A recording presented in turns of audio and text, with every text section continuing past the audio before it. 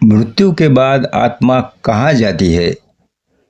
गरुड़ पुराण कहता है, सांस रुकते ही एक अदृश्य यात्रा शुरू होती है, जहां सामने आते हैं यमदूत और खुलते हैं कर्मों के रहस्य। आज हम उसी सच्चाई को समझेंगे। मरने के बाद आत्मा के साथ क्या होता है? गरुड़ पुराण का सच्चा रहस्य। मनुष्य संसार की हर चीज समझने और जानने की कोशिश करता आया है। आकाश, समुद्र, ग्रह, तारे, समय, विज्ञान।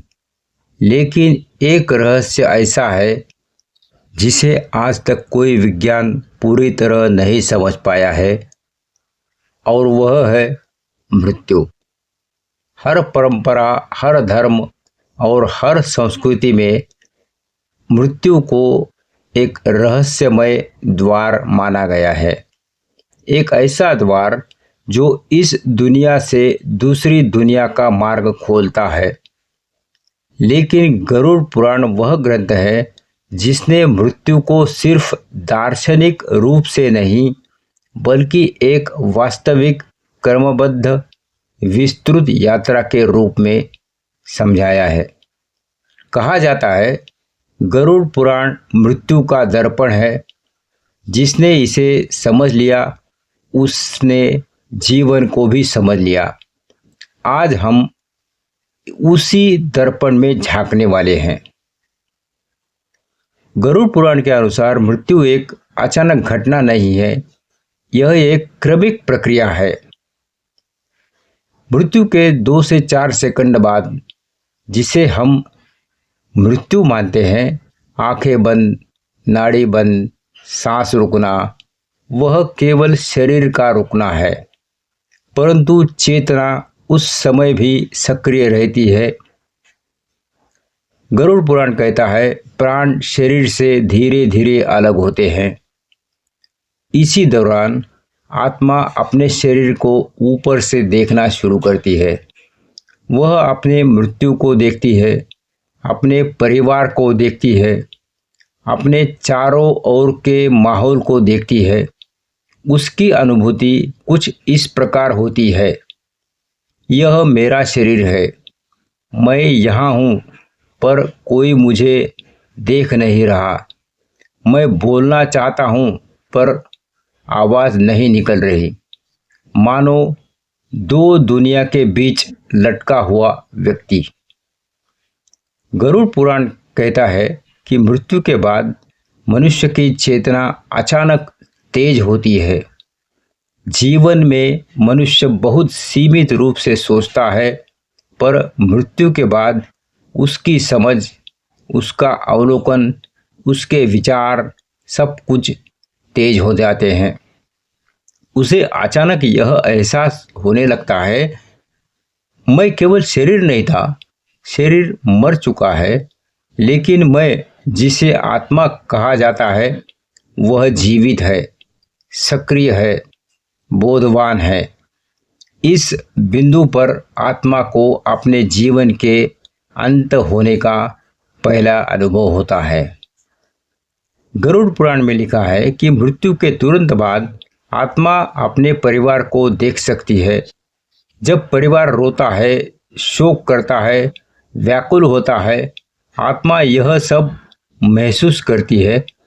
कई आत्माएं उस समय बहुत बेचैन होती है, क्योंकि वे चाहकर भी अपने प्रियजनों को दिलासा, सांत्वना या स्पर्श नहीं दे पाती। गरुड़ पुराण का वर्णन है, आत्मा चीखना चाहती है, पर उसके पास आवाज नहीं होती। गरुड़ पुराण में कहा गया है, अंत्येष्टि से पहले आत्मा शरीर के आसपास रहती है। पहले 48 मिनट को सबसे भ्रमित अवस्था माना गया है। इस दौरान आत्मा को लगता है कि वह अभी भी जीवित है। उसे भूख प्यास का आभास रहता है। वह देह छोड़ना नहीं चाहती। वह अपने परिवार के बेहद करीब रहती है। बहुत सी आत्माएं इस समय अपने मृत्यु को स्वीकार नहीं कर पाती। मृत्यु के तुरंत बाद आत्मा को एक नई सूक्ष्म देह मिलती है जिसे प्रेत देह कहते हैं। यह देह हल्की, सूक्ष्म, तेज, बिना वजन वाली होती है। यह देह खाने पीने, सांस लेने या चलने की जरूरत नहीं रखती, लेकिन एहसास वैसा ही होता है जैसा जीवित अवस्था में होता था।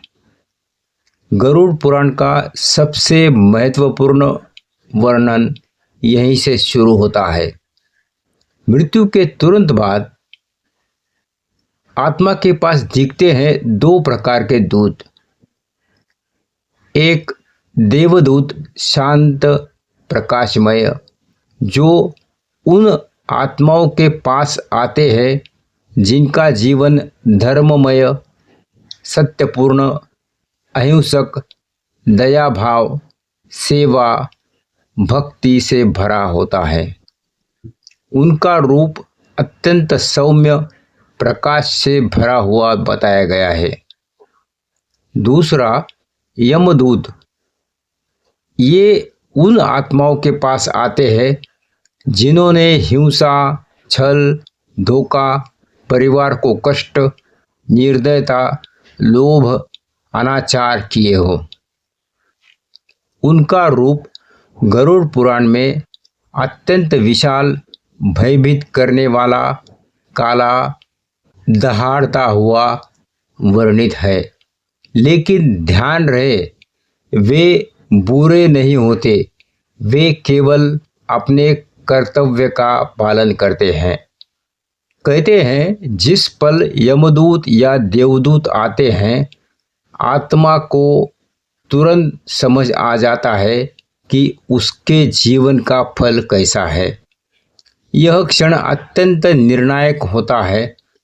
कुछ आत्माएं शांत होती है, कुछ भयभीत, कुछ रोती है, कुछ भागना चाहती है, परंतु कोई भी बच नहीं पाती, क्योंकि उस क्षण आत्मा शरीर की सीमाओं से मुक्त होती है, लेकिन कर्मों की सीमाओं से नहीं। गरुड़ पुराण कहता है, कर्म से बड़ा कोई देव नहीं। इसे चित्त दर्पण कहा गया है।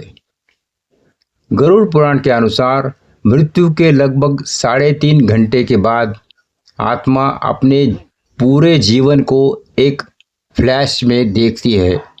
लेकिन यह मात्र स्मृति नहीं होती, यह बहुत गहरी अनुभूति होती है। आत्मा को हर गलत काम का दर्द, हर सही काम की शांति, हर निर्णय का परिणाम, हर शब्द वाणी का असर, किसे खुश किया, किसे दुख दिया, सबका अनुभव होता है। जीवन में किया हुआ कोई भी कर्म छोटा नहीं रहता। यहीं से तय होता है आत्मा किस मार्ग पर जाएगी, प्रकाश की ओर या अंधकार की ओर। गरुड़ पुराण के अनुसार मृत्यु के बाद आत्मा की मुख्य यात्रा 12 दिनों तक चलती है। इसी कारण हिंदू परंपरा में पहले 12 दिन आत्मा के लिए सबसे महत्वपूर्ण माने गए हैं। इस 12 दिनों में आत्मा अपने जीवन को समझती है, अपने कर्मों का भार अनुभव करती है, परिवार से धीरे धीरे दूर होती है, सूक्ष्म जगत के द्वारों के पास पहुंचती है, यमराज के मार्ग की ओर बढ़ती है। मृत्यु के बाद की सबसे रहस्यमय 12 दिन की यात्रा। गरुड़ पुराण में मृत्यु के बाद के पहले 12 दिन मनुष्य जीवन के सबसे निर्णायक, सबसे गुप्त और सबसे शक्तिशाली दिन बताए गए हैं। इन्हीं दिनों में आत्मा अपने शरीर से, परिवार से, पृथ्वी से और जीवन से धीरे धीरे दूर होती है और धीरे धीरे यमलोक की ओर बढ़ती है। भारतीय शास्त्र कहते हैं आत्मा 12 दिनों तक धरती से जुड़ी रहती है। इसलिए हिंदू परंपरा में इस समय पिंडदान, श्राद्ध, दीपदान, तर्पण, पाठ, हवन किया जाता है। ये केवल धार्मिक कर्मकांड नहीं है, बल्कि आत्मा की आगे की यात्रा को सरल बनाने के लिए है। मृत्यु के पहले दिन आत्मा को यह पूर्ण रूप से ज्ञात होता है कि अब वह शरीर नहीं है। अब आत्मा दीवारों से गुजर सकती है, बंद कमरों में प्रवेश कर सकती है, किसी भी दिशा में गति कर सकती है, कुछ ही क्षणों में दूर जा सकती है, लेकिन फिर भी वह बंधन मुक्त नहीं होती, क्योंकि कर्म उसका सबसे बड़ा बंधन है। पहले दिन आत्मा अपने शरीर के पास ही रहती है। चिता का धुआं हो, अंतिम स्नान हो, अंत्येष्टि हो, आत्मा सब महसूस करती है। गरुड़ पुराण कहता है आत्मा शरीर से बंधी रहती है जब तक चिता अग्नि उसे मुक्त न कर दे। मृत्यु के दूसरे दिन आत्मा को एहसास होता है अब वह इस संसार की नहीं रही। कोई उसे सुन नहीं रहा, कोई उसे देख नहीं रहा। उसके लिए समय रुक जाता है। वह जीवित लोगों से अलग हो चुकी है। परिवार की रोने की आवाज़ें, दर्द, शोक, व्याकुलता, यह सब आत्मा को बहुत प्रभावित करता है। गरुड़ पुराण इस दिन को कहता है द्वितीयम दिनम विरक्त भावस्य आरंभ कालः। दूसरे दिन विरक्ति का आरंभ होता है।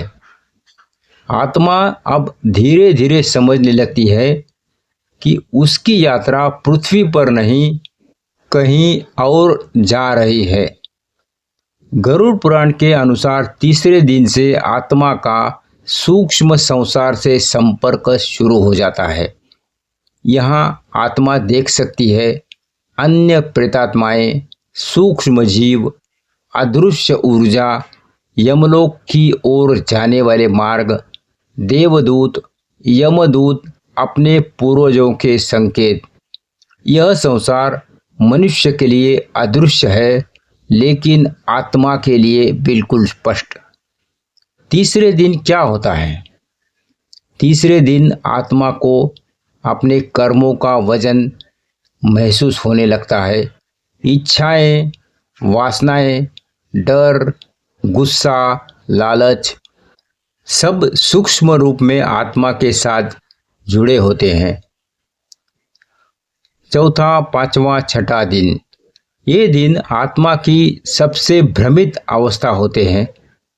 आत्मा कई बार घर के आसपास रहती है, अपने प्रियजनों को देखने जाती है, अपने पुराने स्थानों पर जाती है, अपने ही जीवन को याद करती है, पुराने कर्मों को देखती है, समझती है कि उसने क्या कमाया, पुण्य या पाप। सातवां दिन एक महत्वपूर्ण मोड़ होता है। गरुड़ पुराण कहता है सप्तमे दिने आत्मा पितृगणान अनुभवति। सातवें दिन आत्मा पूर्वजों का अनुभव करती है।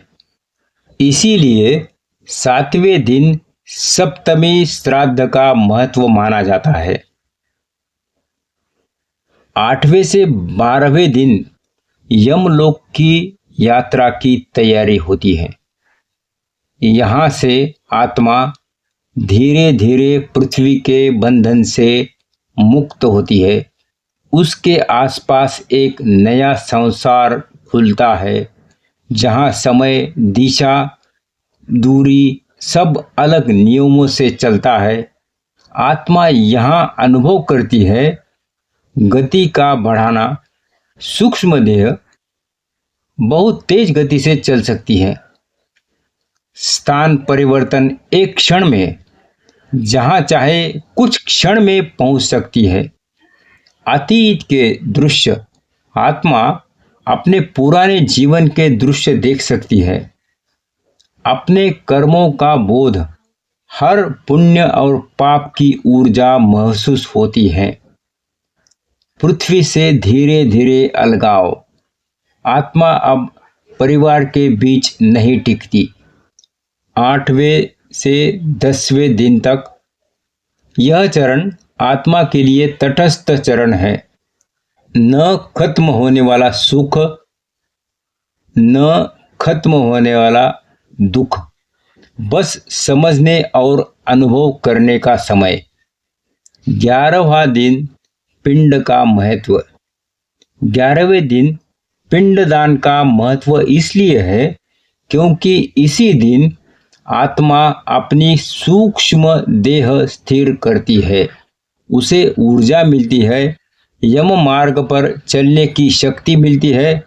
गरुड़ पुराण बार बार कहता है, पिंडदान आत्मा के लिए भोजन है, बिना पिंड आत्मा दुर्बल हो जाती है। 12वां दिन अंतिम पृथ्वी स्पर्श। 12वें दिन आत्मा अंतिम बार अपने घर और अपने परिवार को महसूस करती है। इसके बाद उसकी पृथ्वी यात्रा समाप्त होती है और यमलोक की यात्रा की शुरुआत होती है। यमदूत आत्मा को कब ले जाते हैं? गरुड़ पुराण कहता है, पापी आत्मा को मृत्यु के तुरंत बाद, साधारण आत्मा को 3 से 7 दिनों में, पुण्यात्मा को 12 दिनों के बाद। यमदूत केवल पापियों को ही नहीं ले जाते, वह तो सबको ही यम मार्ग से ले जाते हैं। हेतु केवल कर्मों के अनुसार भिन्न होते हैं। पुण्यात्मा शांति से, सम्मान पूर्वक, साधारण आत्मा सामान्य मार्ग से, पापात्मा भयावह रूप से और तेज गति से। यमदूत आत्मा से कभी झूठ नहीं बोलते, वह केवल अपना कर्तव्य निभाते हैं। यमलोक की ओर पहला कदम आकाश मार्ग। गरुड़ पुराण बताता है कि आत्मा किसी सड़क या भौतिक मार्ग से नहीं जाती, वह जाती है आकाश मार्ग से। इसे कहते हैं पितृयान, यमयान, आत्मिक पथ और दिव्य मार्ग। इस मार्ग पर आत्मा तारों के बीच से गुजरती है, सूक्ष्म प्रकाशों को देखती है, ऊर्जाओं को अनुभव करती है, प्रेत, भूत, देव, ऋषि सबके सूक्ष्म रूप देखती है, अनेक अदृश्य लोकों से होकर कटती हैं। गरुड़ पुराण इसे कहता है दिव्य मार्गः अद्भुतो मार्गः। यह दिव्य और अद्भुत मार्ग है। यमलोक पहुंचने से पहले के 16 नदियां, 32 मार्ग, 64 द्वार। यह अत्यंत रहस्यमय वर्णन है। गरुड़ पुराण के अनुसार यमलोक तक पहुंचने के मार्ग में 16 नदियां, 32 प्रकार के मार्ग, 64 सूक्ष्म द्वार आते हैं। हर मार्ग आत्मा के कर्मों के अनुसार बदलता है। उदाहरण के लिए, पुण्य आत्मा के लिए मार्ग स्वच्छ, उज्जवल और सरल होता है। पापी आत्मा के लिए मार्ग कठोर, भयावह और चुनौतीपूर्ण होता है। साधारण आत्मा के लिए मार्ग मिश्रित होता है। यह मार्ग ही आगे तय करता है कि आत्मा किस रूप में, किस लोक में, किस जन्म में, किस परिस्थिति के साथ जाएगी।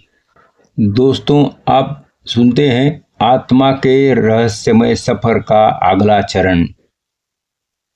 मृत्यु के बाद आत्मा शरीर से निकलकर यमदूतों के संरक्षण में एक लंबी यात्रा पर निकलती है, लेकिन यह तो बस शुरुआत थी। अब आत्मा के सामने खुलता है सबसे बड़ा रहस्य, सूक्ष्म कर्म दर्पण।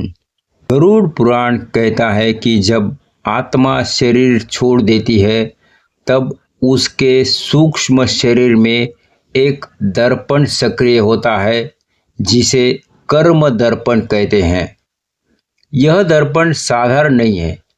इसमें आत्मा अपने जन्मों पुराने कर्म, किए गए भले बुरे कार्य, छोटी से छोटी गलतियां, छिपे हुए पाप, अधूरे संकल्प और दूसरों को किए दर्द, यह फिल्म की तरह जीवंत चलता हुआ देखती हैं। यहीं से आत्मा का असली कंपा देने वाला अनुभव शुरू होता है, क्योंकि जो भला किया था वही प्रकाश बनकर सामने आता है, जो बुरा किया था वही तमस बनकर आत्मा को विचलित करता है। यही दर्पण आत्मा के मानसिक भार को निर्धारित करता है। यमलोक का पहला द्वार, सूक्ष्म न्यायालय का चौखट। आत्मा जब कर्म दर्पण देख लेती है तब यमदूत उसे लेकर एक ऐसे क्षेत्र में पहुंचते हैं जिसे सूक्ष्म न्यायालय का प्रथम चौखट कहा गया है। यहाँ 3 देव शक्तियां आत्मा की परीक्षा लेती है।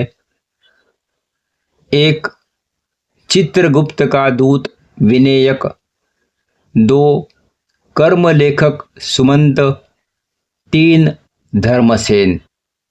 ये आत्मा से कोई सवाल नहीं पूछते, वे केवल आत्मा की कंपन गति देखते हैं। प्रेम की अधिकता, इसे हल्का कंपन कहते हैं। क्रोध, लालच, छल, पाप, इसे भारी कंपन कहते हैं। यही कंपन बताता है कि आत्मा किस मार्ग पर जाएगी। यमदूत सिर्फ मार्गदर्शक है, निर्णय कर्म का होता है। नरक लोक की झलक यदि आत्मा के पाप भारी हो। गरुड़ पुराण के अनुसार नरक कोई स्थायी स्थान नहीं है, यह कर्म शोधन केंद्र है।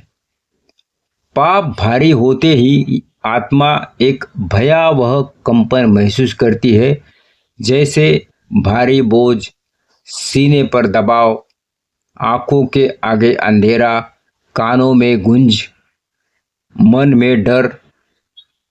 आत्मा को ऐसा लगता है जैसे उसे खींचा जा रहा है, लेकिन यह खींचना यमदूत नहीं करते, यह आत्मा के अपने कर्म करते हैं। गरुड़ पुराण में इसे कहा गया है, कर्म ही आत्मा को नरक की ओर ढकेलते हैं। इस खिंचाव के बाद आत्मा कुछ विशेष क्षेत्रों में जाती है। अंधकूप, जहां आत्मा गहरी अंधेरे में रहती है, यह उन लोगों के लिए है जिन्होंने दूसरों को धोखा दिया, झूठ बोला, चोरी की। रौरव नरक, यह क्रूर हृदय वाले लोगों के लिए है, जिसने दूसरों को पीड़ा दी, उनका शोषण किया। यह नरक भय से कांपते प्राणियों से भरा होता है। तपाना नरक, जहां आत्मा जलते हुए अग्नि ताप का अनुभव करती है, यह अत्यधिक क्रोध, हिंसा और अभिमान वालों का स्थान है। इन स्थानों की अवधि स्थायी नहीं, यह कर्म का बोझ होने तक ही आत्मा रहती है, लेकिन यह सब आत्मा महसूस करती है, शरीर से नहीं। इसलिए दर्द बहुत सूक्ष्म लेकिन बहुत तीव्र होता है। और यदि आत्मा ने पुण्य किए हो, स्वर्ग मार्ग खुलता है। अगर आत्मा के कर्म दया, सेवा, सत्य, संतोष, भक्ति, माता पिता की सेवा और दान इनसे भरे हों तो उसका कंपन हल्का होता है। तब आत्मा को नरक की झलक भी नहीं मिलती। यमदूत उसे एक ऐसे मार्ग पर ले जाते हैं जिसे देवयानी मार्ग कहा गया है। यह मार्ग प्रकाश से भरा, सुगंधित, बेहद शांत और दिव्य ध्वनियों से गूंजता हुआ होता है।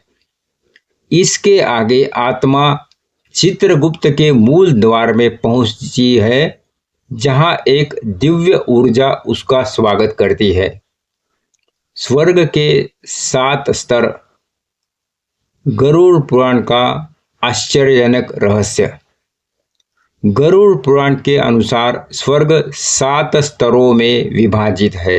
1 भूवः, 2 स्वहा, 3 महरः, 4 जनः, 5 तपः, 6 सत्यः, 7 ब्रह्मलोक, परब्रह्म का परम धाम।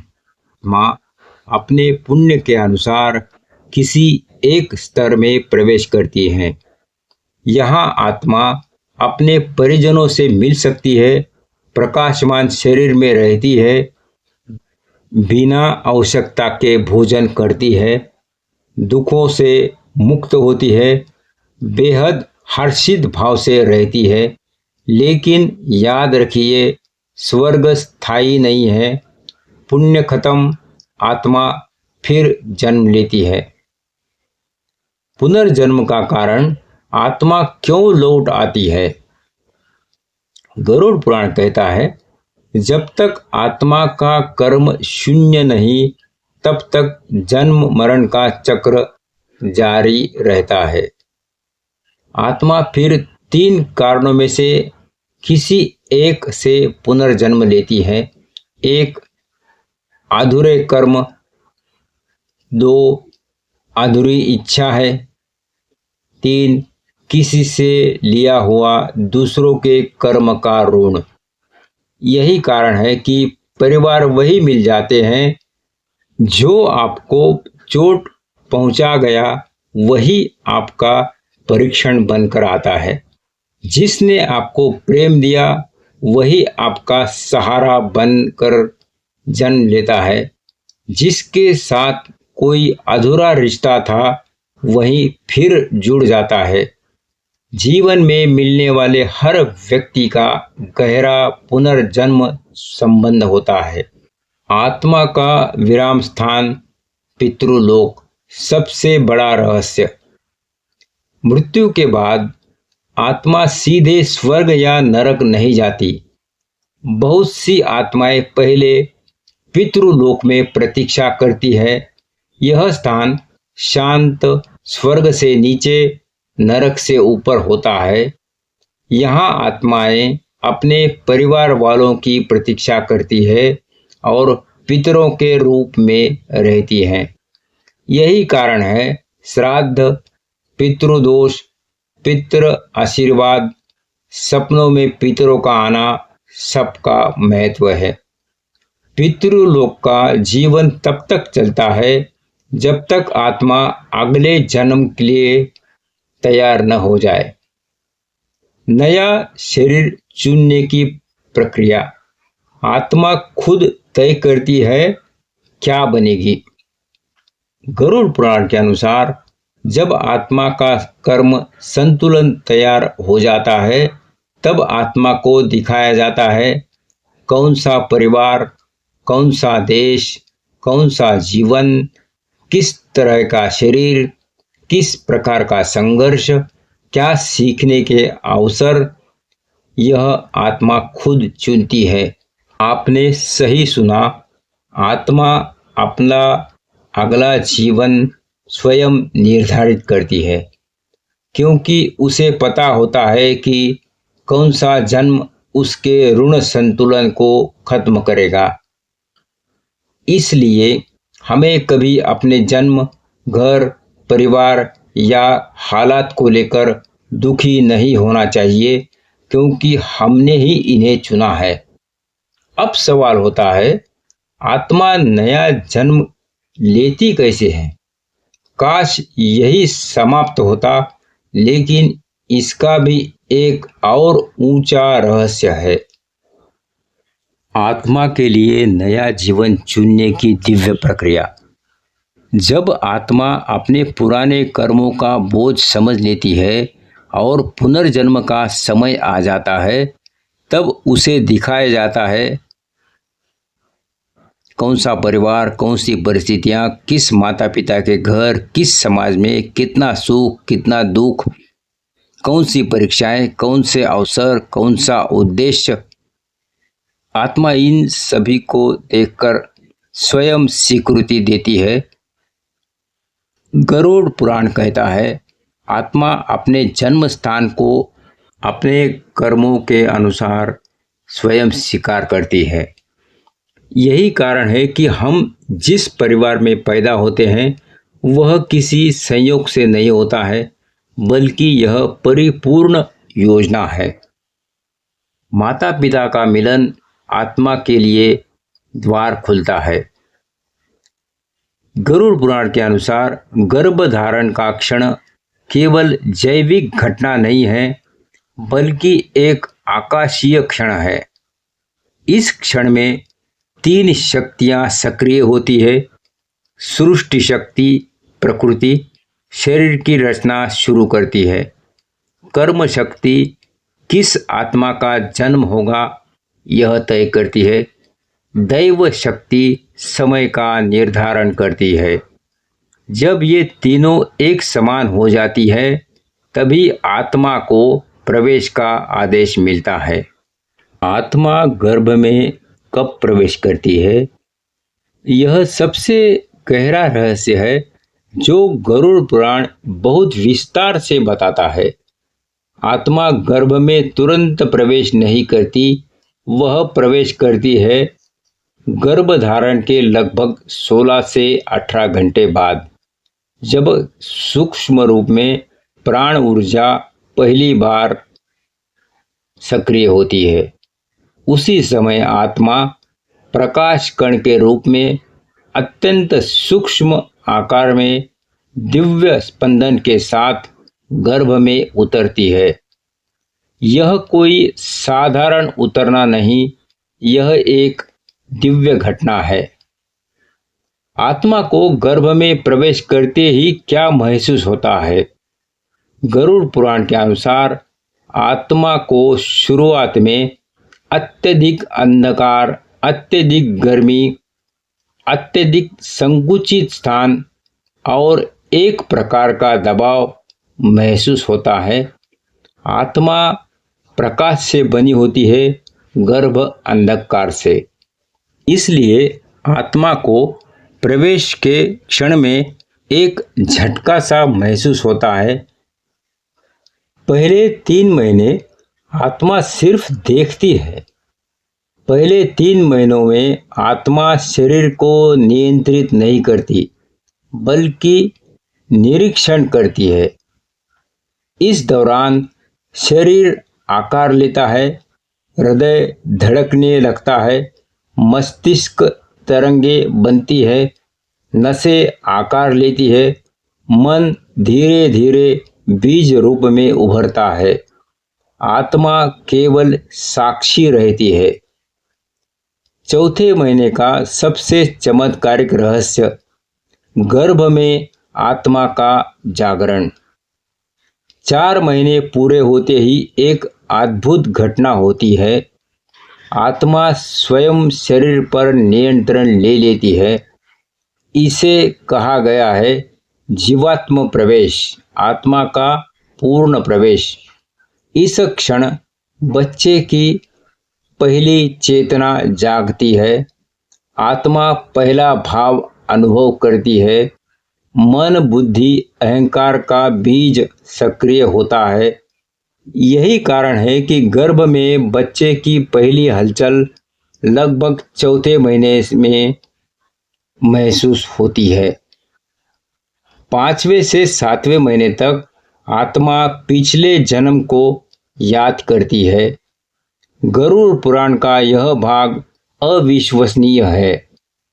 इस महीने में आत्मा पिछले जन्म, पिछले रिश्ते, किए हुए अच्छे बुरे कार्य, अधूरे वादे, अधूरी इच्छाएं, दुख दर्द, सुख अनुभव सब स्पष्ट रूप से याद करती है।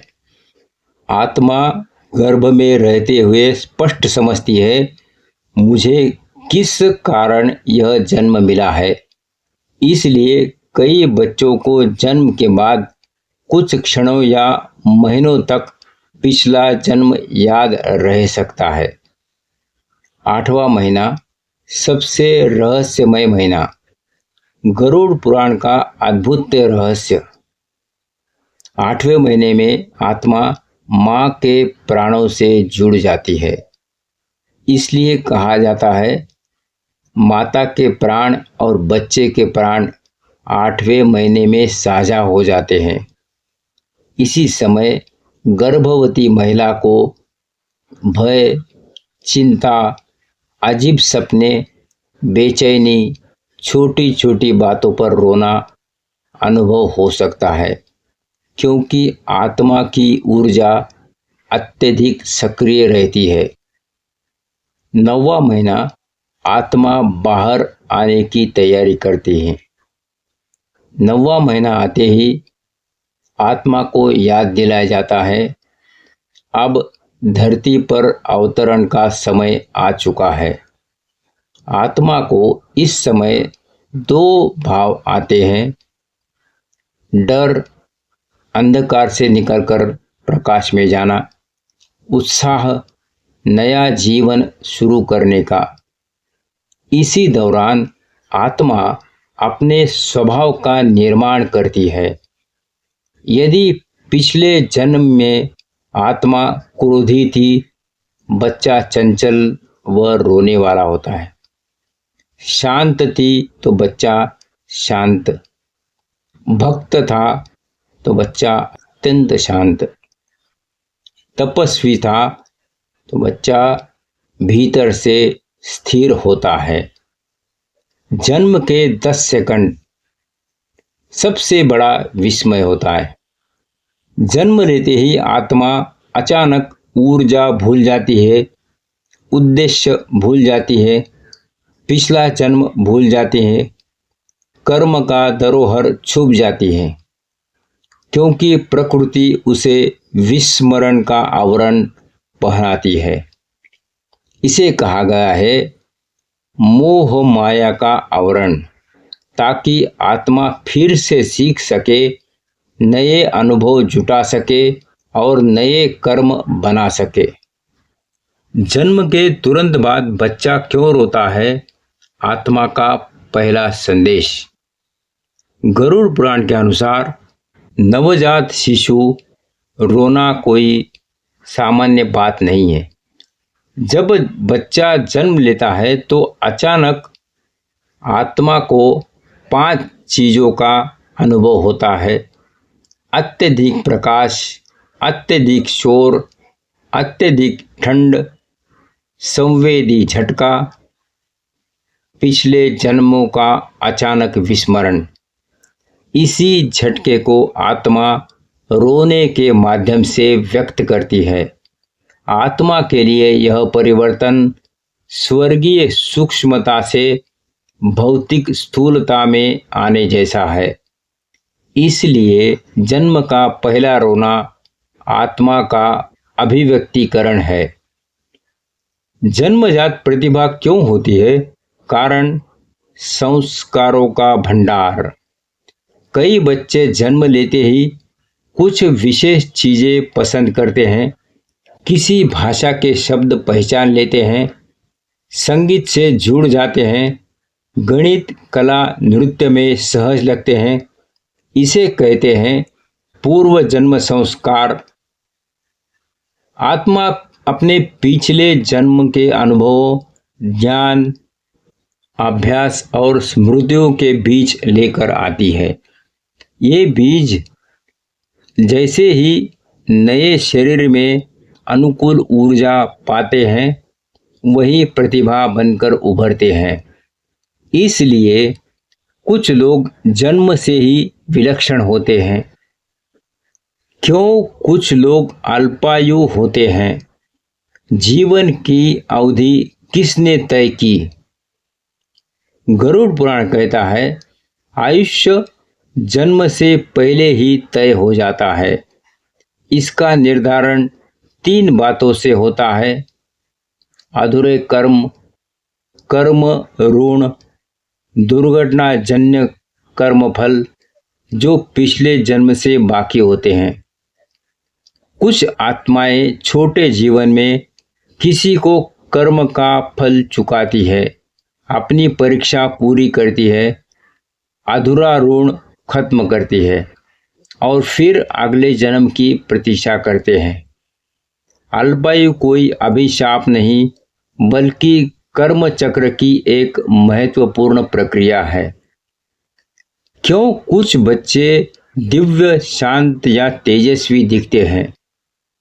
ये वे आत्माएं हैं जिन्होंने अनेक जन्मों तक साधना की, जिन्होंने तप, दान और धर्म का पालन किया, जिन्होंने स्वार्थ से अधिक परमार्थ किया। ऐसे बच्चों का तेज उनकी आत्मा की पुरानी ऊर्जा है। इसी कारण कुछ छोटे बच्चे भी अत्यंत शांत, अत्यंत समझदार, अत्यंत सजग या आध्यात्मिक दिखाई देते हैं। ये आत्माएं पुरानी आत्माएं होती है। जन्म के बाद पहले 7 वर्ष सबसे निर्णायक अध्याय। गरुड़ पुराण में कहा गया है, पहले 7 वर्ष सिर्फ आत्मा के होते हैं। इस दौरान बच्चे का मन बहुत शुद्ध रहता है, अहंकार कम से कम होता है, आत्मा का प्रकाश सबसे अधिक सक्रिय होता है, सूक्ष्म जगत का संपर्क सबसे अधिक होता है। बच्चे को सपनों में पिछले जन्म की झलक मिल सकती है। इसीलिए कई बच्चे अदृश्य चीजें देखते हैं, अचानक रोना शुरू कर देते हैं, अचानक खुश हो जाते हैं, किसी को देखकर मंत्रमुग्ध या डरे हुए लगते हैं, क्योंकि उनकी आत्मा अभी भी सूक्ष्म जगत से जुड़ी होती है। 7 से 14 वर्ष कर्म और स्वभाव का निर्माण।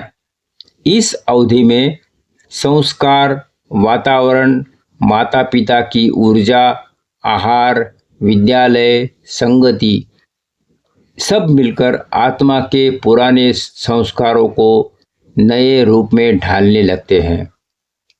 इसी समय भाग्य और कर्म गति पकड़ते हैं। भाग्य सक्रिय कब होता है? जन्म की सबसे चमत्कारिक घड़ी। गरुड़ पुराण कहता है, जन्म के ठीक 48 मिनट बाद भाग्य सक्रिय हो जाता है। इसी समय ग्रह, तारे और जन्मपत्री प्रभावी होते हैं। भाग्य जन्म से तय होता है, लेकिन कर्म हर क्षण बदलता है। इसलिए जीवन में भाग्य, कर्म, पुरुषार्थ मिलकर नियति होती है। तीनों मिलकर भविष्य बनाते हैं। जीवन का असली उद्देश्य कब जागता है? गरुड़ पुराण में इसे कहा है, आत्मा का उद्देश्य तब जागता है जब उसका समय आता है। यह समय सभी के लिए अलग अलग होता है। किसी के लिए 10 वर्ष, किसी के लिए 25 वर्ष, किसी के लिए 40 वर्ष, किसी के लिए बुढ़ापा। आत्मा अपने लक्ष्य को कभी नहीं भूलती, बस अवसर की प्रतीक्षा करती है और जीवन में अचानक कोई दर्द, घटना, प्रेरणा या झटका आता है, वहीं से आत्मा अपना मार्ग दिखाना शुरू करती है। यह जीवन क्यों मिला? आत्मा का सबसे बड़ा रहस्य। हर आत्मा एक उद्देश्य लेकर आती है। किसी को क्षमा करना था, किसी का ऋण चुकाना था, किसी संबंध को सुधारना था, किसी से सीखना था, किसी को सीख देना था, कुछ अधूरा पूरा करना था या आध्यात्मिक प्रगति करनी थी। यही आपका जीवन है। कुछ भी संयोग नहीं, सब कुछ पूर्व नियोजित है। मृत्यु का पूर्वाभास आत्मा को पहले से कैसे पता चल जाता है? गरुड़ पुराण कहता है, आत्मा को मृत्यु के 6 महीने पहले संकेत मिलना शुरू हो जाते हैं, लेकिन आम लोग उन्हें समझ नहीं पाते।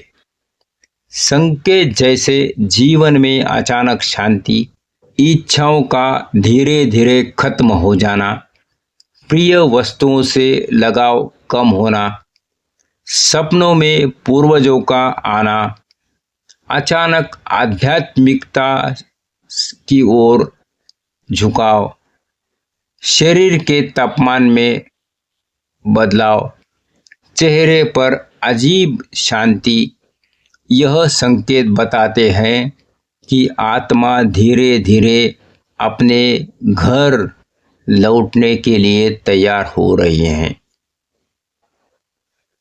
मृत्यु के अंतिम क्षण, आत्मा का निकलना और सूक्ष्म यात्रा का आरंभ।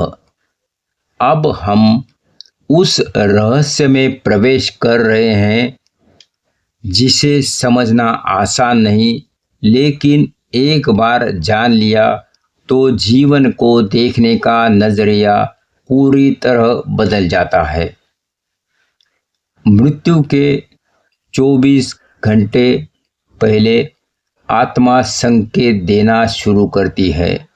गरुड़ पुराण कहता है कि मृत्यु अचानक नहीं होती। उसके 24 घंटे पहले आत्मा शरीर से दूरी बनाना शुरू कर देती है। संकेत, व्यक्ति अत्यधिक शांत हो जाता है, पुरानी बातें याद आने लगती है, मन से इच्छाएं कम होने लगती है, आंखों में एक अलग प्रकार की गहराई आ जाती है। व्यक्ति धीरे धीरे अपने प्रियजनों से मानसिक दूरी बना लेता है। कुछ लोग अचानक आध्यात्मिक बातें करने लगते हैं। यह सब आत्मा की तैयारी है। मृत्यु के 1 घंटे पहले प्राण धीरे धीरे ऊपर चढ़ने लगते हैं। गरुड़ पुराण के अनुसार प्राण पैरों से उठना शुरू करते हैं, घुटनों फिर पेट तक आते हैं, फिर छाती तक और अंत में गले में जमा हो जाते हैं। इसी कारण पैरों में ठंड, चेहरे पर पीलापन, सांसों में बदलाव और दिल की धड़कन धीमी दिखने लगते हैं। इसी को प्राण विलय कहा गया है। मृत्यु के 10 मिनट पहले 2 दुनिया एक साथ दिखने लगती है। कई लोग अंतिम समय में हवा में इशारा करते हैं, किसी अदृश्य चीज से बात करते हैं, किसी को देखते हैं जो दूसरों को नहीं दिखता है, क्योंकि आत्मा सूक्ष्म लोक को देखना शुरू कर देती है। उसे दिव्य दूत, पूर्वज, प्रकाश पुंज या यमदूत दिख सकते हैं। मृत्यु के 1 मिनट पहले क्या होता है? गरुड़ पुराण के अनुसार मृत्यु से ठीक 60 सेकंड पहले मनुष्य अपने संपूर्ण जीवन की झलक देखता है। हर घटना, हर संबंध, हर सुख दुख, हर कर्म, हर गलती, हर पुण्य सब बिजली की गति से सामने आता है। इसे कहा जाता है चित्त दर्पण जीवन अवलोकन। मृत्यु के 10 सेकंड पहले आत्मा का अलग होना शुरू होता है। यह क्षण सबसे रहस्यमय है। शरीर अपनी अंतिम सांस ले रहा होता है, लेकिन आत्मा आधी बाहर आधी अंदर होती है। आत्मा देखती है अपना शरीर, अपने प्रियजन, कमरे का हर दृश्य, लेकिन वह छू नहीं सकती, बोल नहीं सकती। इसे कहा जाता है सूक्ष्म विच्छेद। मृत्यु का क्षण आत्मा शरीर छोड़ देती है। गरुड़ पुराण कहता है मृत्यु होती है जब प्राण ब्रह्मरंध्र या नासाग्र से निकलकर सूक्ष्म लोक में प्रवेश कर जाते हैं। आत्मा शरीर से ऐसे निकलती है जैसे दीपक की लौ बुझ जाए, पानी की बूंद पत्ते से फिसल जाए। न दर्द, न पीड़ा, न संघर्ष। आत्मा पूरी तरह स्वतंत्र हो जाती है। मृत्यु के पहले 2 मिनट आत्मा सबसे भ्रमित अवस्था में होती है। इस अवस्था में आत्मा अपने शरीर को देख रही होती है, आसपास के लोगों को देख रही होती है, सबकी आवाज़ सुन रही होती है, सबकी बातें समझ रही होती है, लेकिन कुछ कर नहीं पाती। आत्मा सोचती है मैं बोल क्यों नहीं पा रहा हूँ, सब मुझे क्यों नहीं देख पा रहे हैं, ये सब मेरे शरीर को क्यों पकड़ रहे हैं। इसे कहते हैं अचेत सूक्ष्म जागरण। मृत्यु के बाद 30 मिनट आत्मा को अपने मृत्यु का एहसास। अब आत्मा समझ जाती है मैं अब इस शरीर में वापस नहीं जाऊंगा। इसी समय उसे हल्कापन महसूस होता है, जैसे कोई भार उतर गया हो। जो व्यक्ति जीवन में दुखी रहा हो उसे यहाँ एक अजीब शांति मिलती है। मृत्यु के बाद 2 घंटे आत्मा को अपने कर्म दिखने लगते हैं। गरुड़ पुराण कहता है मृत्यु के 2 घंटे बाद आत्मा को अपने कर्मों की झलक मिलने लगती है। उसे समझ आता है कि किसने दुख दिया, किसे दुख दिया, कहाँ गलत किया, कहाँ सही किया और आगे उसे कहाँ जाना होगा। मृत्यु के बाद 3 घंटे यमदूत या दिव्य दूत का आगमन। इस क्षण पर 2 मार्ग खुलते हैं। पुण्यात्मा दिव्य दूत आते हैं, वे शांत होते हैं, प्रकाशमय होते हैं। पापी व्यक्तियों के लिए यमदूत आते हैं, उनका वर्णन भयावह है, लेकिन वे न्यायप्रिय होते हैं। यमदूत आत्मा को नहीं डराते, वे केवल उसे उसके कर्मों के मार्ग पर ले जाते हैं। अचानक मृत्यु, एक्सीडेंट, हार्ट अटैक का रहस्य। गरुड़ पुराण कहता है अचानक मृत्यु में आत्मा को शरीर छोड़ने का समय नहीं मिलता, इसलिए आत्मा कुछ समय तक भटक सकती है। उसे अपने मृत्यु का एहसास नहीं होता है। उसे लगता है कि वह अभी भी जीवित है, लेकिन कुछ घंटे बाद सूक्ष्म दूत उसे मार्ग दिखा देते हैं। मृत्यु का सबसे बड़ा रहस्य मोक्ष कैसे मिलता है? मोक्ष मिलता है जब आत्मा के पाप पुण्य बराबर हो जाते हैं, या आत्मा पूर्ण रूप से निरासक्त हो जाती है, या आत्मा अत्यधिक ज्ञानवान हो जाती है, या ईश्वर कृपा हो जाती है। मोक्ष कोई स्थान नहीं, यह आत्मिक मुक्ति होती है, जहां आत्मा जन्म मरण के चक्र से मुक्त, कर्म बंधन से मुक्त, भय दुख मोह से मुक्त होकर परम चेतना में विलीन हो जाती है। मरने के बाद आत्मा के साथ क्या होता है? गरुड़ पुराण का सच्चा रहस्य। गरुड़ पुराण कहता है, जब मानव शरीर जीवित होता है तब वह अपनी इच्छाओं, वासनाओं और दुनियावी आकर्षणों में डूबा रहता है, लेकिन मृत्यु के बाद आत्मा के लिए केवल एक ही चीज अत्यंत महत्वपूर्ण हो जाती है, शांति। और इस शांति का सबसे तेज स्रोत है तीर्थ स्थानों की ऊर्जा। क्यों जाती है आत्मा तीर्थ स्थलों की ओर? गरुड़ पुराण बताते हैं, मृत्यु के तुरंत बाद जब सूक्ष्म शरीर अपने रूप में जागता है, तब उसे दुनिया का हर स्थान एकदम नए दृष्टिकोण से दिखाई देता है।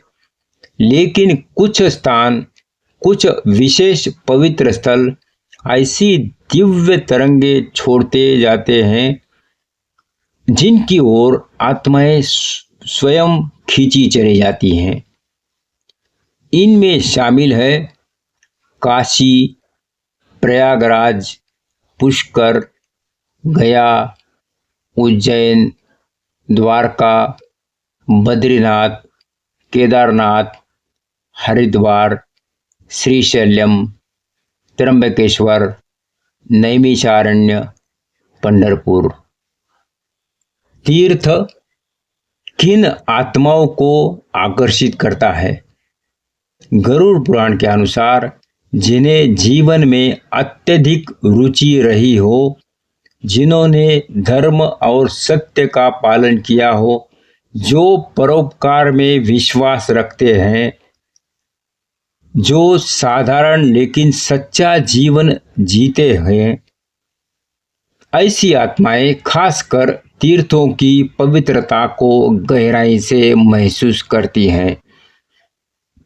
उन स्थानों की ऊर्जा उनके भीतर एक हल्की, शांत, मधुर कंपन उत्पन्न करती है। आत्मा को तीर्थों से क्या लाभ मिलता है? उनका डर कम होने लगता है, उसे दिशा मिलती है, उसका सूक्ष्म शरीर स्थिर होने लगता है, उसे प्रकाश की ओर यात्रा करने की शक्ति मिलने लगती है, उसके कर्म धीरे धीरे हल्के हो जाते हैं। कहा गया है, तीर्थ वह स्थान है जहां पृथ्वी और स्वर्ग की बीच की दूरी अत्यंत कम हो जाती है। कर्मों की कंपन और यात्रा पर उसका प्रभाव। गरुड़ पुराण का सबसे रहस्यमय सत्य यही है कि कर्म केवल जीवन में ही नहीं, मृत्यु के बाद भी आपका पीछा नहीं छोड़ते। सूक्ष्म शरीर में भी कर्मों की तरंगे गूंजती रहती है।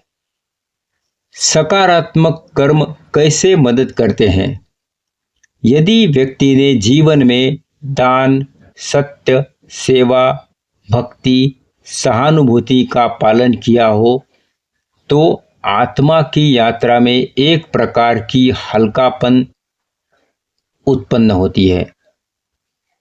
ऐसी आत्माएं आगे बढ़ती हैं, डर नहीं खाती है, अंधकार उन्हें बांध नहीं पाता, बल्कि वे प्रकाश के मार्ग पर स्वाभाविक रूप से चलती है। नकारात्मक कर्म क्या करते हैं। यदि कर्म भारी हो, किसी को कष्ट दिया हो, छल कपट किया हो, अत्याचार किया हो, स्वार्थी जीवन जिया हो, नशा हिंसा दुष्कर्म में समय बिताया हो, तो आत्मा के चारों ओर एक गाढ़ी काली परत बन जाती है। यह परत आत्मा को भारी बनाती है, इतना भारी कि वह ऊपर उठ नहीं पाती। ऐसी आत्माओं की यात्रा कठिन, लंबी और पीड़ादायक होती है। कर्मों का अंतिम परिणाम गरुड़ पुराण का एक गहन सत्य बताता है। मृत्यु के समय मन जिस अवस्था में होता है, वही मृत्यु के बाद की यात्रा की दिशा तय करती है। मतलब यदि मृत्यु के क्षण में मन शांति, भक्ति, स्मरण में है, तो आत्मा स्वतः ही ऊंचे लोकों की ओर बढ़ती है। यदि मन डर, क्रोध, मोह, पश्चाताप से भरा है, तो आत्मा भ्रम के अंधेरे में फंस जाती है। यमदूत, देवदूत और तीसरी शक्तियां। अब वह रहस्य जिसे बहुत कम लोग जानते हैं। हर आत्मा को यमदूत नहीं लेके जाते हैं। यही बात आधी अधूरी समझ के कारण गलत तरीके से फैली है। गरुड़ पुराण 3 प्रकार की शक्तियों का उल्लेख करता है। एक, देवदूत।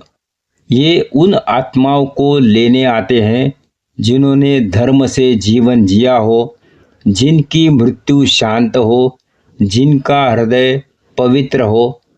उनका वर्णन अत्यंत सुंदर प्रकाशमय रूप में किया गया है। वे आत्मा को भय नहीं देते, बल्कि उसे सांत्वना देते हैं। 2, यमदूत।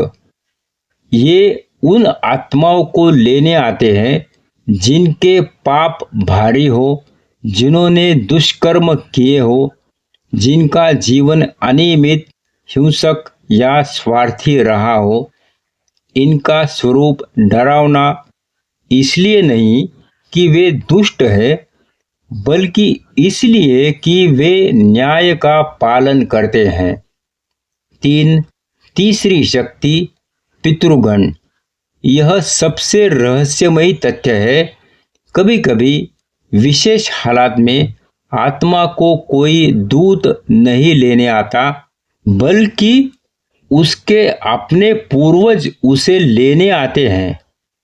वे पितृगण आत्मा को आश्वासन देते हैं, मार्ग दिखाते हैं और उसे आगे की यात्रा के लिए तैयार करते हैं। 7, अदृश्य द्वार। आत्मा कहाँ कहाँ जाती है। गरुड़ पुराण के अनुसार मृत्यु के बाद की यात्रा में 7 द्वार होते हैं। हर आत्मा इन सभी से नहीं गुजरती, लेकिन मार्ग इन्हीं पर आधारित है। 1, ब्रह्म द्वार। यह तब खुलता है जब आत्मा मृत्यु को स्वीकार नहीं कर पाती है। 2, स्मृति द्वार। यहाँ पर आत्मा अपने पूरे जीवन को एक बार फिर देखती है। 3, कर्म दर्शन द्वार। यहाँ उसे अपने कर्मों का भार या हल्कापन महसूस होने लगता है। 4, संचरण द्वार। यह वह अवस्था में है जहाँ आत्मा जीवन प्रधान क्षेत्रों में घूमती है। 5, निर्णय द्वार। यहीं से आत्मा की दिशा तय होती है, ऊपर या नीचे। 6, पितृ मार्ग द्वार। यह द्वार पितरों की ओर ले जाता है। 7, देव मार्ग द्वार। यह उच्च लोकों में प्रवेश का मार्ग है। 48 दिनों का सूक्ष्म विज्ञान। यह क्यों कहा गया है? वेदों में कहा गया है कि आत्मा मृत्यु के बाद 48 दिनों तक पृथ्वी के सूक्ष्म स्तरों में सक्रिय रहती है। इसे कई जगह अंत्येष्टि काल, श्राद्ध काल या सूक्ष्म स्थिरीकरण काल कहा गया है।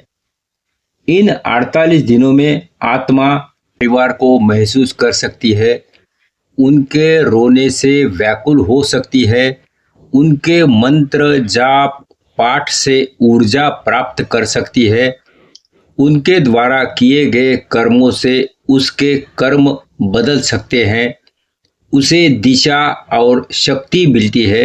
यही कारण है कि इन दिनों में गीता पाठ, गरुड़ पुराण पारायण, गायत्री मंत्र, महामृत्युंजय, पिंडदान, तर्पण का अत्यधिक महत्व बताया गया है। प्रकाश की पुकार, अंतिम संकेत। जब आत्मा का सूक्ष्म शरीर स्थिर हो जाता है और कर्मों का भार संतुलित हो जाता है, तब उसे एक प्रकाश की पुकार सुनाई देती है। यह पुकार किसी घंटी की आवाज जैसी नहीं, बल्कि एक अत्यंत कोमल, मधुर, शांत प्रकाश तरंग जैसी होती है। यह आत्मा को बुलाती है। यह संकेत होता है कि उसका आगे का मार्ग अब खुल चुका है। निर्णय का क्षण। आत्मा पहली बार न्याय का अनुभव करती है। गरुड़ पुराण बताता है कि जब आत्मा 48 दिनों की पृथ्वी बंधन अवस्था से मुक्त होती है, तब उसके सामने एक ऐसा क्षण आता है जिसे कोई आत्मा टाल नहीं सकती। निर्णय का क्षण। यह न तो डरावना होता है, न ही किसी प्रकार का दंड सुनाने की प्रक्रिया जैसा, बल्कि यह एक दिव्य सत्य का सामना होता है। यहाँ आत्मा पहली बार समझती है उसने जीवन में क्या किया, किसे दुख दिया, किसे खुश किया, कहाँ गलती हुई, कहाँ सही रही। यह न्याय बाहरी नहीं, अंदरूनी होता है। यमराज आत्मा पर न्याय थोपते नहीं है, बल्कि आत्मा स्वयं ही अपने कर्मों का भार महसूस करती है। यह भार इतना सटीक होता है कि किसी भी बहाने की गुंजाइश नहीं होती है। यमद्वार वह दिव्य स्थान जहाँ कोई शरीर नहीं चलता, केवल सत्य चलता है। यमलोक जाने के लिए आत्मा एक विशेष मार्ग से गुजरती है, जिसे पुराण में कहा गया है यमद्वार। यह कोई भौतिक द्वार नहीं है, न कोई किला, न कोई दरवाजा। यह एक स्पंदन क्षेत्र है जो 3 रूपों में दिखाई देता है। प्रकाश पथ उच्च आत्माओं के लिए, धुंध पथ मध्यम आत्माओं के लिए, अंधकार पथ भारी कर्म वाली आत्माओं को। यहीं पर आत्मा पहली बार अपने असली स्वरूप को देखती है। अपने कर्मों के आधार पर आत्मा को जो रूप मिलता है, उसी रूप में वह आगे बढ़ती है। हल्के कर्म उज्जवल चमकीला रूप, मध्यम कर्म धुंधला रूप, भारी कर्म काला भारी थका हुआ रूप।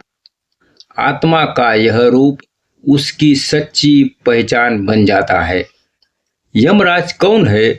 यह वह रहस्य जिसे बहुत गलत समझा गया है।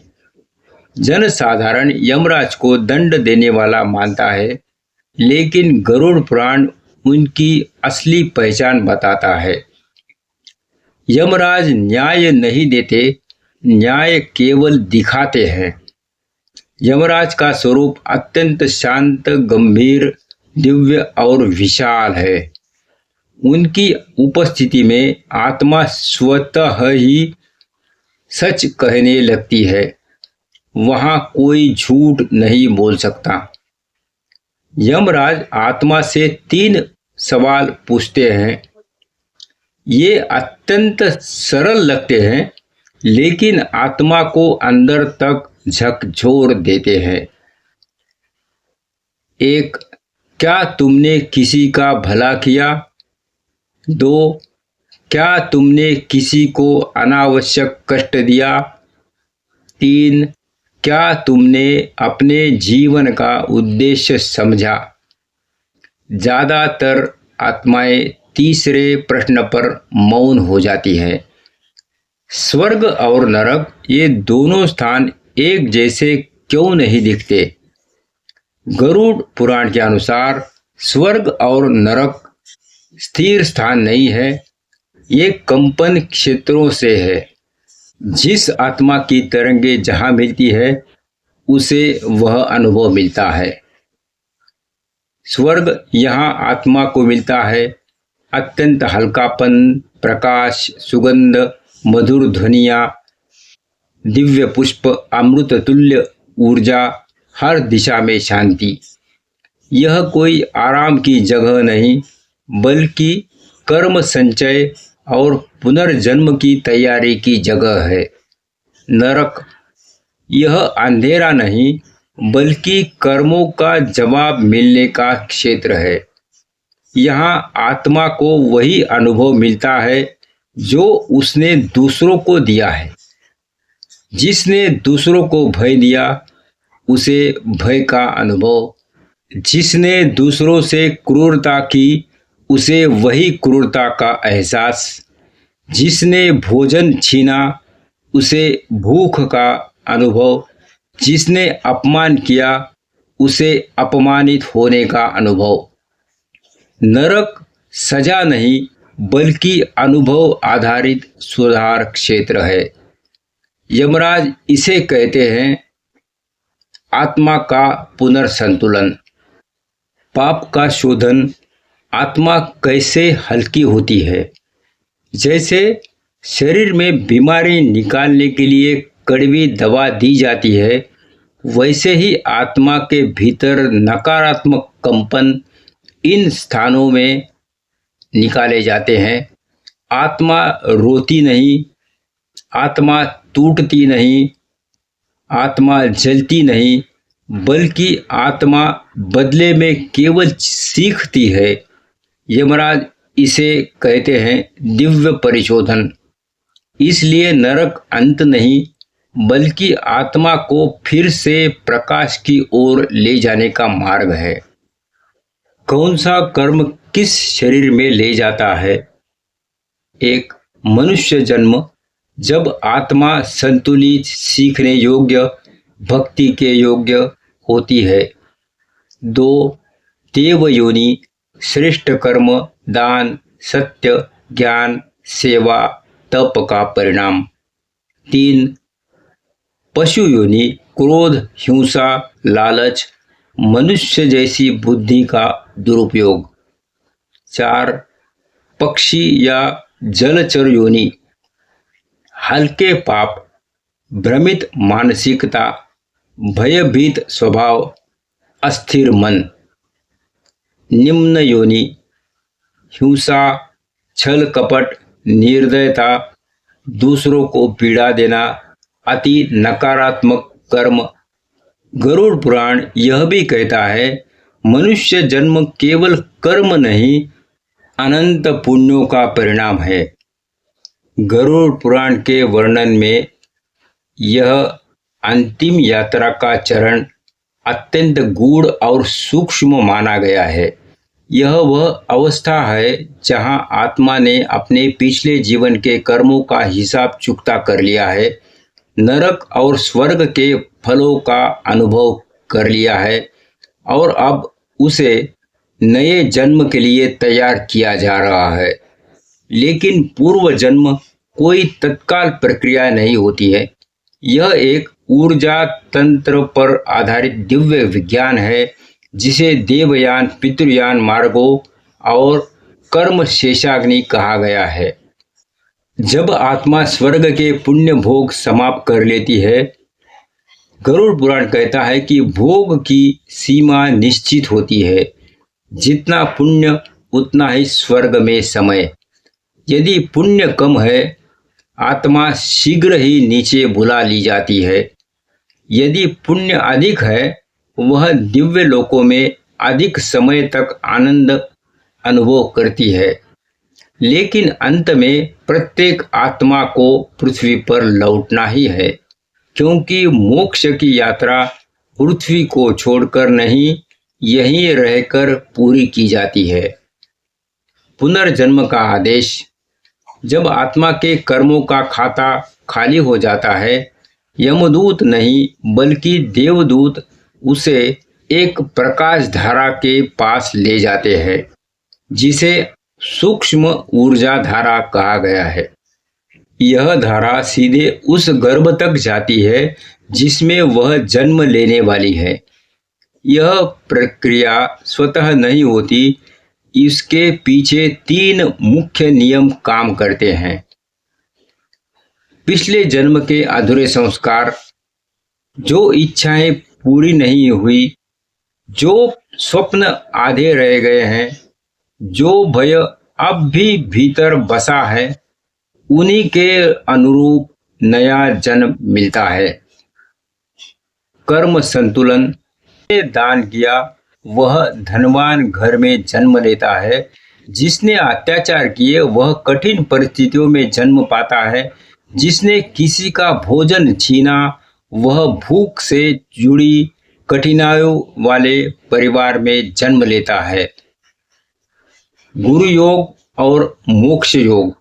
यदि किसी आत्मा ने पिछले जन्म में ईश्वर भक्ति की हो, गुरु सेवा की हो, तो अगले जन्म में उसे एक ऐसा परिवार मिलता है जो आध्यात्मिक मार्ग को समझता है, ताकि आत्मा अपनी यात्रा आगे बढ़ा सके। आत्मा कैसे चुनती है कि वह किस गर्भ में जाएगी? गरुड़ पुराण के अनुसार आत्मा स्वयं नहीं चुनती, बल्कि उसके कर्म, उसका स्वभाव, उसकी वासनाएं यह चयन कराती है। जिसे क्रोध अधिक है उसे क्रोधी घर, क्रोधी माहौल मिलता है। जिसे प्रेम और करुणा अधिक है वह ऐसे परिवार में जन्म लेता है जहां उसे सिखाया जाता है कि संसार को कैसे प्रेम किया जाए। यह सब अपने आप घटता है। जैसे चुंबक लोहे को खींचता है, वैसे ही आत्मा को उसके कर्म खींच लेते हैं। गरुड़ पुराण कहता है, जीव जैसे ही जन्म लेता है उसके साथ कर्म भी जन्म लेते हैं। क्या पुनर्जन्म कभी रुक भी सकता है? हाँ, जब आत्मा ज्ञान और अनुभव के द्वारा अपने भीतर की सभी वासनाओं का अंत कर देती है, जब उसे न कोई इच्छा बांध पाती है, न कोई भय, न कोई मोह, तब वह पुनर्जन्म लेना बंद कर देती है। इसे मोक्ष कहा गया है। पुनर्जन्म का अंतिम सत्य जो जानता नहीं वही भटकता है। गरुड़ पुराण यही कहता है कि जीवन उद्देश्यहीन नहीं है, मृत्यु अंत नहीं मार्ग का मोड़ है, आत्मा कभी नष्ट नहीं होती है। पुनर्जन्म तब तक चलता है जब तक मनुष्य पूर्ण प्रकाश को नहीं पा लेता। मोक्ष के 4 द्वार और आत्मा का अंतिम उदय। गरुड़ पुराण में मृत्यु के बाद की यात्रा केवल दंड या फल तक सीमित नहीं है। इसका अंतिम लक्ष्य है आत्मा को मोक्ष के योग्य बनाना, अर्थात जन्म मरण के अनंत चक्र से मुक्त करना। यह वही अवस्था है जहां आत्मा सृष्टि से मुक्त होकर परमेश्वर से एकाकार हो जाती है। यहाँ से शुरू होती है सबसे सूक्ष्म, सबसे रहस्यमयी और सबसे विरल लोगों द्वारा समझी जा सकने वाली यात्रा। मोक्ष क्या है? गरुड़ पुराण कहता है, जिस अवस्था में आत्मा न लौटे वही मोक्ष है, जहाँ न सुख है न दुख, केवल चेतना है, शुद्ध प्रकाश है, वही मोक्ष है। मोक्ष कोई स्वर्ग नहीं है, स्वर्ग भी एक लोक है और लोक में रहने के लिए शरीर चाहिए। मोक्ष है अनंत अस्तित्व, जहां आत्मा शरीर, मन, वासना, कर्म सबके परे उठ जाती है। कौन सी आत्मा मोक्ष के योग्य होती है? गरुड़ पुराण यह स्पष्ट कहता है कि मोक्ष का अधिकार किसी को उपहार में नहीं मिलता। इसके लिए आत्मा को बहुत गहरी तैयारी चाहिए। पूर्ण सत्य ज्ञान, दुनिया को जैसे है वैसा दिखाना, न मोह में फंसना, न भय में घबराना, न अहंकार में डूबना। संपूर्ण वैराग्य, वैराग्य का अर्थ संसार छोड़ना नहीं है, बल्कि संसार को भीतर से छोड़ देना है। अहंकार का शून्य होना, अहंकार ही जन्म मरण का असली कारण है। जब तक मैं बना है, यात्रा चलती रहती है। जब मैं मिटता है, मोक्ष खुलता है। गुरु कृपा, गरुड़ पुराण मोक्ष को गुरु के बिना असंभव कहता है, क्योंकि मनुष्य अकेले अपने मन को जान नहीं सकता। मोक्ष के 4 द्वार, गरुड़ पुराण में कहा गया है, मोक्ष के 4 मुख्य द्वार है।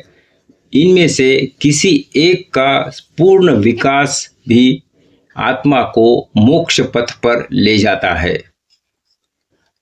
द्वार 1, विवेक, सही और गलत की पहचान। जो आत्मा वास्तविकता और भ्रम को अलग कर सकती है, जो यह समझती है कि शरीर बदलता है, संसार बदलता है, लेकिन आत्मा नहीं बदलती, ऐसी आत्मा धीरे धीरे जन्म मरण से ऊपर उठने लगती है। द्वार 2, वैराग्य, अंतर से मुक्त होना। वैराग्य का अर्थ है धन हो या न हो, मन समान रहे, मान मिले या अपमान, मन शांत रहे, लोग साथ हो या अकेलापन, मन स्थिर रहे। यही है असली वैराग्य। शम और दम, मन और इंद्रियों पर नियंत्रण। मनुष्य का सबसे बड़ा शत्रु बाहर नहीं, उसका मन है। इंद्रिय अनियंत्रित हो तो आत्मा कभी स्थिर नहीं होती। गरुड़ पुराण कहता है कि जिसके मन पर उसका अधिकार है, वह मृत्यु पर भी अधिकार पा लेता है। द्वार 4, मुक्ति इच्छा, मोक्ष की तीव्र प्यास। यह सबसे महत्वपूर्ण द्वार है। मोक्ष तभी मिलता है जब आत्मा संसार से उब जाए, भोगों में रस न रहे और ईश्वर की ओर गहरा आकर्षण पैदा हो जाए। जब यह प्यास तीव्र हो जाती है, सृष्टि स्वयं आत्मा का मार्ग खोल देती है। मोक्ष से पहले आत्मा को अंतिम परीक्षा, अविद्या का नाश। मोक्ष से ठीक पहले आत्मा को 3 पर्दों को नष्ट करना पड़ता है। 1, देहाभिमान, मैं शरीर हूं। जब आत्मा समझ लेती है कि शरीर केवल एक वस्त्र है, वास्तविक में कुछ और है, पहला पर्दा हट जाता है। 2, वासना, मुझे चाहिए। इच्छाएं जब खत्म हो जाती है, आत्मा मुक्त होना शुरू होता है। 3, अहंकार, मैं कर रहा हूं। अहंकार ही सबसे कठिन है। इसे नष्ट करने में जन्मों जन्म लग जाते हैं। लेकिन जब यह गिरता है आत्मा स्वर्ण बन जाती है। मोक्ष के बाद आत्मा कहाँ जाती है? गरुड़ पुराण कहता है मोक्ष में आत्मा न जाती है न आती है, वह अस्तित्व की मूल अवस्था में टिक जाती है। इसे ऐसे समझे, नदी सागर में मिलकर नदी नहीं रहती, आत्मा परमात्मा में मिलकर व्यक्ति नहीं रहती। वह शुद्ध प्रकाश, शुद्ध चेतना, शुद्ध आनंद बन जाती है। न वहाँ समय है, न दिशा, न जन्म, न मृत्यु, केवल एक अनंत अनुभव। क्या मोक्ष पाने बाद आत्मा लौट सकती है? सामान्यतः नहीं, लेकिन गरुड़ पुराण कहता है कि कुछ महान आत्माएं जो पूर्ण प्रकाश बन चुकी होती है, मानव कल्याण के लिए वापस आती है। इन्हें हम अवतार, संत और जगत गुरु के रूप में जानते हैं। मोक्ष का सबसे गहरा रहस्य, मोक्ष कहीं बाहर नहीं है, यह कोई स्थान नहीं है, यह अवस्था है। आप अभी भी शरीर में रहते हुए मोक्ष को पा सकते हैं। इसका नाम है जीवन मुक्ति। गरुड़ पुराण कहता है मुक्त वही है जो संसार में रहकर संसार में न रहे। गरुड़ पुराण केवल नरक और पुण्य का ग्रंथ नहीं, यह एक पूर्ण जीवन दर्शन है जिसमें मृत्यु, परलोक, पुनर्जन्म और आत्मा के गहनतम प्रश्नों के उत्तर दिए गए हैं। अब हम वही प्रश्न लेते हैं जो हर व्यक्ति जानना चाहता है मगर कहीं स्पष्ट नहीं मिलते। एक अचानक मृत्यु का क्या होता है? गरुड़ पुराण के अनुसार 3 प्रकार की अचानक मृत्यु होती है। एक, अपघात में मृत्यु। ऐसी आत्माएं मृत्यु के बाद अत्यंत भ्रमित होती है। वे समझ ही नहीं पाती कि मृत्यु हो चुकी है। उनकी स्थिति कुछ ऐसी होती है, वे अपने शरीर के पास रहती है, अपने घर वालों को देखती है, आवाज लगाती है पर कोई सुन नहीं पाता। इसे सूक्ष्म भ्रम अवस्था कहा जाता है। यह अवस्था अधिकतम 10-12 दिन रहती है जब तक पितृलोक से दूत आकर उन्हें उठा नहीं ले जाते। 2, हत्या में मृत्यु। ऐसी आत्माओं में अत्यधिक क्रोध, असंतुलन और प्रतिशोध की भावना जन्म लेती है। उन्हें शांत करने के लिए विशेष देवदूत नियुक्त होते हैं जिन्हें शांति दूत कहा गया है। उनका कर्म फल भी सबसे कठोर होता है क्योंकि मृत्यु स्वाभाविक नहीं हुई है। अचानक दिल का दौरा या नींद में मृत्यु, यह अपेक्षाकृत सौम्य मृत्यु मानी गई है। ऐसी आत्माएं भ्रमित तो होती हैं मगर शांत होती है। वे अगले ही दिन अपनी यात्रा शुरू कर देती है। आत्महत्या करने वाले का क्या होता है?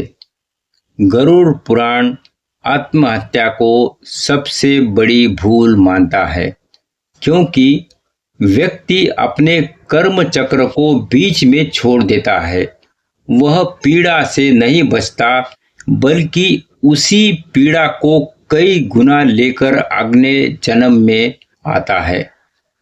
आत्महत्या का फल पुराणों के अनुसार आत्मा अंधकारमय सूक्ष्म लोक में फंस जाती है। कई वर्षों तक वह उस दुख को फिर अनुभव करती है। उनका पुनर्जन्म तुरंत नहीं होता है। अगले जन्म में उसे वही कठिनाइयाँ दोबारा मिलती है पर और अधिक भारी। गरुड़ पुराण कहता है जो अपनी आयु स्वयं काटता है वह अगले जन्म में अधूरी आयु लेकर जन्मता है। मृत्यु के बाद 13 दिन क्यों महत्वपूर्ण माने गए हैं? गरुड़ पुराण के अनुसार 13 दिनों में आत्मा की यात्रा इस तरह होती है। दिन 1 से 3 आत्मा अपने शव के आसपास रहती है। दिन 4 से 10 आत्मा धरती पर अपने प्रियजनों से मिलती है। दिन 11 कर्म लेखा खुलता है। दिन 12 दूत उसका मार्ग निश्चित करते हैं, स्वर्ग, पितृलोक या यमलोक। दिन 13 आत्मा अंतिम विदाई लेकर अपना मार्ग पकड़ लेती है। इसीलिए 13वां दिन उदकदान और तर्पण का दिन है, ताकि उसकी यात्रा सुगम बने। सपनों में मृतक क्यों आते हैं? यह सबसे बड़ा प्रश्न है।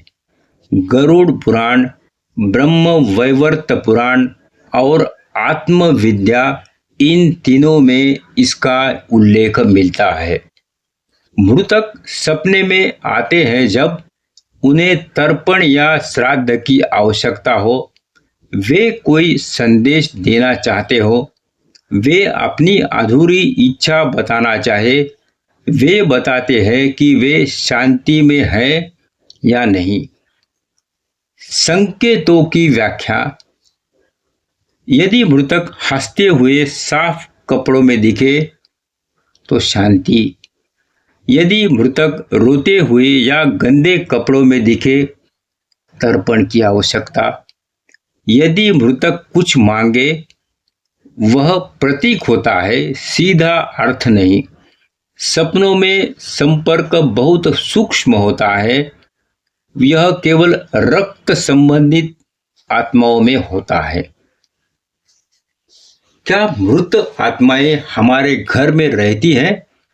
सामान्यतः नहीं, लेकिन मृत्यु के पहले 10-12 दिन वे अपने प्रियजनों के पास रहती है।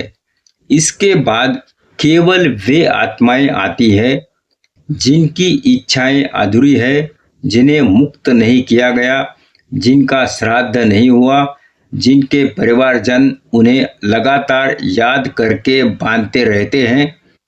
अन्यथा आत्माएं अपने मार्ग पर आगे बढ़ जाती हैं। क्या आत्माएं घर की वस्तुएं हिला सकती है? निश्चित रूप से नहीं, लेकिन अपवाद में।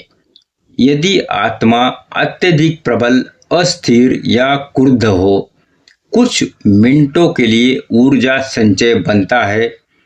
हवा का बहाव, अचानक दर्पण टूटना, फोटो गिर जाना, कमरे में फूल की महक या अचानक ठंडा स्पर्श, ये सब सूक्ष्म उपस्थिति के संकेत है। ये आम नहीं है, केवल विशेष परिस्थितियों में होते हैं। क्या मृतक हमारे विचार सुनते हैं?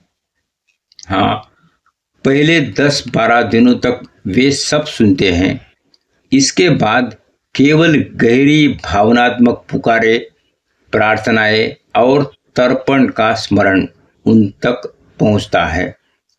वे हमारे रोजमर्रा के विचार नहीं सुनते, केवल भावना, ऊर्जा सुनते हैं। क्या मृतक परिवार की रक्षा करते हैं? कई बार हाँ, विशेषकर माता, पिता, दादा दादी, गुरु और कोई जो जीवन में आपका कल्याण चाहता था। वे कभी कभी सूक्ष्म रूप से रक्षा करते हैं, जैसे दुर्घटना टल जाना, अचानक संकट से बच जाना, कोई बुरी घटना न होने देना। लेकिन वे लगातार रक्षा नहीं कर सकते, क्योंकि उन्हें भी अपनी यात्रा आगे बढ़ानी होती है। मृत्यु के बाद आत्मा वापस क्यों नहीं आती? भूत प्रेत क्यों दुर्लभ है? सामान्य आत्माएं तुरंत उड़ जाती है, अपने लोक में चली जाती हैं, वहां उनका नया जीवन आरंभ होता है। भूत वे आत्माएं होती हैं जो अत्यधिक वासनाएं रखती हैं, अत्यधिक हिंसक मरती हैं, बदला लेना चाहती है, आत्महत्या करती हैं या जिनका संस्कार ठीक से नहीं हुआ। वे बहुत कम प्रतिशत में होती है। अंतिम सत्य, मृत्यु कोई अंत नहीं, जन्म के अगले अध्याय का द्वार है। गरुड़ पुराण यही कहता है, मृत्यु केवल एक कक्ष से दूसरे कक्ष में जाना है। जीवन का नाश नहीं होता, केवल उसका आवरण बदलता है। मनुष्य मरता नहीं, केवल उसका शरीर बदल जाता है। आत्मा अपनी यात्रा आगे बढ़ाती रहती है जब तक कि वह पूर्ण प्रकाश, पूर्ण शांति यानी मोक्ष न पा ले।